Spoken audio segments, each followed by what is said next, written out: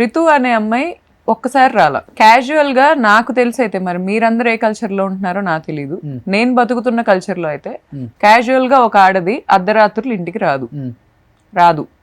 వచ్చిన Saturday Sunday after party అనే culture మన జనరేషన్ లో చాలా ఉంది.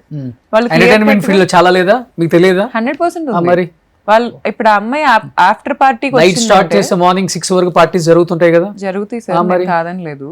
అంటే పార్టీ జరుగుతుందని మీరు అడ్మిట్ చేస్తున్నారా అతని ఫ్లాట్ లో? నేను అతను ఫ్లాట్ చెప్పట్లా, ఎంటర్టైన్మెంట్ ఫీల్డ్ లో అని చెప్తున్నా. కానీ అది జరిగింది అతని flat.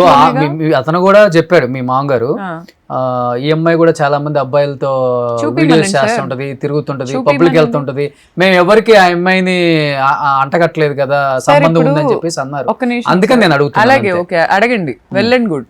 I accept anything anybody ask, I will prove it. Okay, ask them to prove. Okay okay, నా దగ్గర రితు చౌదరి కాల్ డేటా ఉంది, మహేష్ ది ఉంది, దాని దగ్గరకు వస్తా నేను. Okay okay,